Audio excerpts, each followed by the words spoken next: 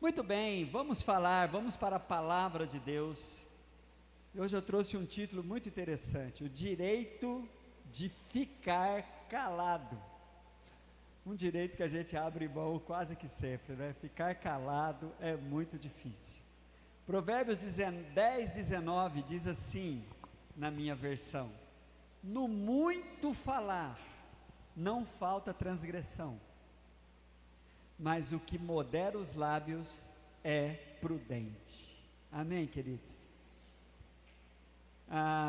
Eu acho que a gente já viu em filmes, eu espero que você não tenha ouvido isso literalmente, mas a gente já viu muito isso que acontece em filmes policiais. Você tem o direito de ficar calado. E eles completam: tudo que disser pode e será usado contra você. O direito de ficar calado.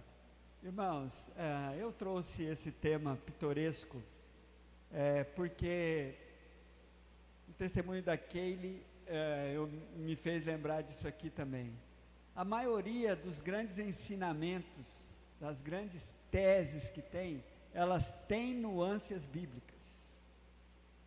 Quando a gente vê nos direitos humanos e naquilo que foi decretado em muitos países sobre o direito do indivíduo ficar calado para não produzir prova contra si mesmo, a gente encontra um provérbio como esse, Provérbios 13:3: a pessoa que consegue guardar a sua boca preserva a própria vida. Todavia, aquele que fala sem refletir acaba se arruinando. A Bíblia trata disso bem antes dos direitos humanos, né? E o conselho de Tiago, maravilhoso também: sabeis essas coisas, meus amados, Tiago 1,19: todo homem, pois, seja pronto para ouvir, tardio para falar e tardio para se irar. É interessante isso, né? Tiago traz essa sequência de sabedoria para nós. E como a gente troca tudo, não é? A gente ouve muito pouco, quer falar logo, e a ira é o que é o grande berço de tudo isso. Mas, irmãos, é preciso falar, é preciso se calar, é um direito de ficar calado. Mas quando falar? Quando que eu então devo falar? O que é para ser dito? E o que não pode deixar de ser dito? Queria compartilhar com vocês essas verdades. Nessa questão de quando falar, baseado nessa expressão de Timóteo, que a gente tem que estar pronto para ouvir. Quando falar então, pensando nesse texto? Quando você já ouviu tudo o que é preciso ser ouvido. Quando você ouvir, ouça, não queira ficar falando primeiro. Quando falar? Quando você ouviu tudo o que precisava ouvir. Quando eu olho para Tiago e diz assim: todo homem seja pronto para ouvir e tardio para irar. Então, quando falar? Quando a ira, a raiva, não é a fonte da minha motivação para o que eu tenho que falar. Não faz parte do conteúdo da minha fala, a ira nem a raiva. Quando falar? Quando a verdade é o alicerce do que eu vou dizer. Tenho convicção. Não é eu acho, eu creio que, é quando a verdade faz parte, é o alicerce da minha fala, e eu tenho amor suficiente para dizer isso. Quando falar? Quando a verdade precisa aparecer em forma de confissão. É interessante de que, segundo as leis, e eu até conversei com uma pessoa entendida, poderia falar com muitos aqui, mas a confissão, em alguns casos, traz uma certa atenuância para o infrator. Mas vamos continuar pensando nisso. E o que eu preciso dizer, primeiro, para Deus ou Jesus? O que eu preciso dizer para Deus? Não morra sem dizer isso. Senhor, eu confesso que sou um pecador perdido,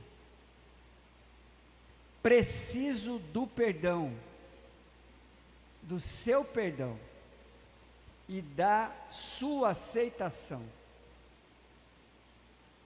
Tradicionalmente no mundo das igrejas, a gente tem essa expressão de quando você aceitou Jesus. Mas na verdade, nós precisamos ser aceitos por Ele. Ele tem um caminho, né? A Bíblia vai nos mandar o que falar para Deus. 1 João 1, versículo 9 diz assim: se confessarmos, precisamos dizer isso não pode ficar calado dentro de nós. Se confessarmos os nossos pecados, Ele é fiel e justo para nos perdoar os pecados e nos purificar de toda a injustiça. Irmãos, é interessante, eu estava olhando para esse texto e quero deixar essa bomba diante de vocês. Não é coisa que se fala em igreja, mas a Bíblia deixa a gente sem saída com relação aos nossos pecados. Deixa eu dizer por quê. O arrependimento é circunstancial. Tem pecado que a gente não se arrepende, e a Bíblia deixa a gente sem saída. Sabe por quê? A Bíblia não condiciona aqui o arrependimento, a Bíblia manda você confessar. Tem crimes no mundo que as pessoas confessam, mas não porque estão arrependidas. É impressionante como a Bíblia deixa bem claro isso. O arrependimento é o ideal. Aquele que se arrepende é o ideal. Mas a Bíblia não deixa essa condição. Eu não estou arrependido, não vou confessar. Não, você precisa colocar diante de Deus aquilo que você tem consciência de que é pecaminoso, ainda que você não esteja arrependido, e que o Espírito te mostre alguns exemplos aí para você. Então, quando eu olho para esse texto, eu vejo assim: o arrependimento pode ser circunstancial, mas a confissão, ela é necessária. Nem todo réu confesso está arrependido, mas a sua confissão atenua a sua falha. Então, você está sem saída. Se por acaso você está guardando alguma coisa, não vou tratar isso com Deus não, porque eu não estou arrependido. A ordem é: confesse. A possibilidade é: confesse. Então, o que dizer para Deus? Falar para Ele dos nossos pecados, confessá-lo e declarar. Olha essa coisa tremenda que tem em Romanos capítulo 10, o que a Bíblia diz sobre o que nós devemos falar. Confessar a Cristo. Olha o que a Bíblia diz em Romanos 10, 8: porém o que se diz, a palavra está perto de ti, na tua boca e no teu coração, isto é, a palavra da fé que pregamos. Se com a tua boca confessares Jesus como Senhor, e em teu coração creres que Deus o ressuscitou dentre os mortos, serás salvo. Porque com o coração se crê para a justiça, e com a boca se confessa a respeito da salvação. Porquanto a Escritura diz: todo aquele que nele crê não será confundido, por conta dessa declaração, dessa confissão. Amém, igreja? Vamos aplaudir ao Senhor por isso?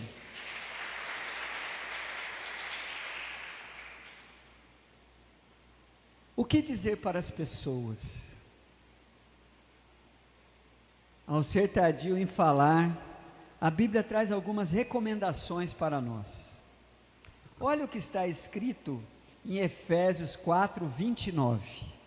Como deve ser esse desafio do que falar para as pessoas.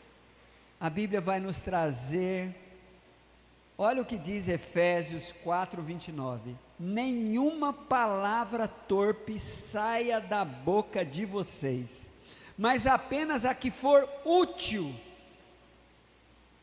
para edificar os outros, conforme a necessidade, para que transmita graça aos que ouvem. Irmãos, que desafio. Algumas pessoas acham a vida do crente monótona, né? Não é, irmãos. Nós temos que estar alerta todo o tempo. Olha que texto maravilhoso sobre o que eu vou falar com as pessoas. Mas tem mais, olha que coisa linda está escrito em Filipenses, ou melhor, Colossenses 4:6. O seu falar, olha, Colossenses 4:6.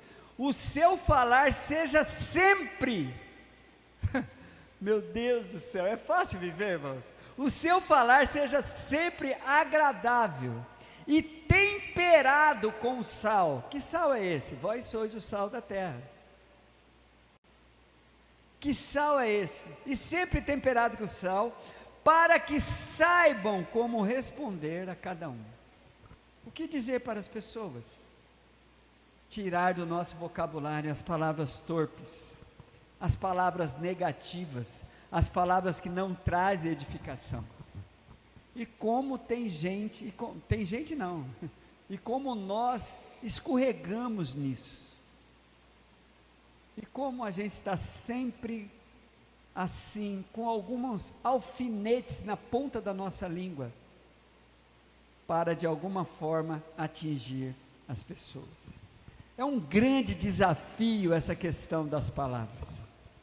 Por isso é que você tem o direito de ficar calado, não abra mão desse direito. Há uma frase que foi atribuída a Santo Agostinho, não sei se é dele, mas foi atribuída a ele. Se o que você for falar é menos importante que o silêncio, fique quieto. Mas os desafios da palavra, eles são tremendos. A gente tem que se preocupar com o que falar, olha só a dinâmica. O que falar, como falar, o tom e a expressão deve ser uma das nossas preocupações. Por quê? Porque há uma exortação bíblica com relação a isso. O que diz Efésios 4:15? Mas seguindo a verdade em amor, cresçamos em tudo naquele que é o cabeça. Aí a Bíblia ainda vai continuar no mesmo capítulo de Efésios 4:32. Antes seja uns para com os outros benignos, compassivos, perdoando uns aos outros, como também Deus em Cristo vos perdoou. Aí vem Provérbios, capítulo 15, versículo 1, e diz assim: a resposta branda desvia o furor, mas a palavra dura suscita a ira.